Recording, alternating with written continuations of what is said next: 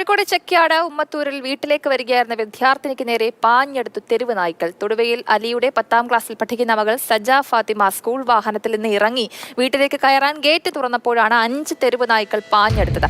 കൂടുതൽ വിവരങ്ങളുമായി രാഹുൽ ചേരുന്നുണ്ട്. രാഹുൽ, ആ ദൃശ്യങ്ങൾ നമുക്ക് കാണാം.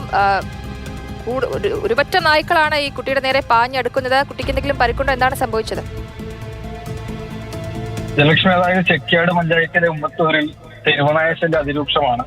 ഒരു മാസത്തിനിടെ 15ഓളം പേരെയാണ് തെരുവുനായകൾ കടിക്കുകയും പിന്നാലെ ഓടി പരിക്കേൽക്കുകയും ഒക്കെ ചെയ്തിട്ടുള്ളത്. ഇത് കഴിഞ്ഞ ദിവസമാണ്. ഈ കുട്ടി ഏതായാലും പരിക്കൊന്നുമില്ലാതെ രക്ഷപ്പെട്ടു എന്നത് വളരെ ആശ്വാസകരമായ കാര്യം.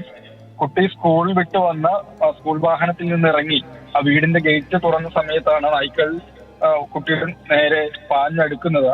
വീട്ടുമുറ്റത്ത് ഇത്രയും നായ്ക്കൾ വന്ന് കിടന്നത് ശ്രദ്ധയിൽപ്പെട്ടില്ല, അറിഞ്ഞില്ല എന്നാണ് കുട്ടിയുടെ രക്ഷിതാക്കളൊക്കെ തന്നെ പറയുന്നത്. ഏതായാലും ആ ഗേറ്റ് തുറന്ന ഉടൻ മുറ്റത്ത് കിടന്നിരുന്ന നായ്ക്കൾ ഒന്നാകെ പാഞ്ഞെടുക്കുന്നു. കുട്ടി കൃത്യസമയത്ത് ഗേറ്റ് അടച്ച് ഓടി അപ്പുറത്തെ വീട്ടിലേക്ക് പോവുകയാണ് ഉണ്ടായിരുന്നത്. അതുകൊണ്ട് പരിക്കൊന്നുമില്ലാതെ രക്ഷപ്പെട്ടു എന്നുള്ളതാണ്.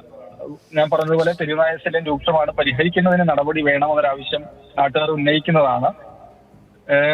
ഏതായാലും വളരെ രൂക്ഷമായ ഒരു പ്രശ്നമായി ഈ മേഖലയിൽ തെരുവുനായ ശല്യം മാറിയിട്ടുണ്ടെന്നുള്ളതാണ്. 10ാം ക്ലാസ് വിദ്യാർത്ഥിക്ക് നേരെയാണ് തെരുവുനായ്ക്കൾ പാഞ്ഞെടുക്കുകയും കുട്ടി കൃത്യസമയത്ത് ഗേറ്റ് അടച്ചത് കൊണ്ട് രക്ഷപ്പെടുകയും ചെയ്തിട്ടുള്ളത്.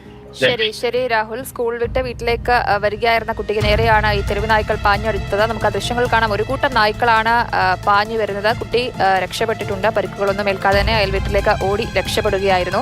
ഈ പ്രദേശത്ത് തെരുവ് നായ ശല്യം വളരെ രൂക്ഷമാണ് എന്നുള്ളതാണ് രാഹുൽ പങ്കുവച്ച വിവരം. നടപടികൾ എത്രയും പെട്ടെന്ന് എടുക്കേണ്ടതുണ്ട്. കാരണം പലയിടങ്ങളിലും ഇങ്ങനെ തെരുവ് നായ ശല്യം വ്യാപകമായിട്ട് കൂടുന്ന കാഴ്ചയാണ് നമ്മൾ കാണുന്നത്.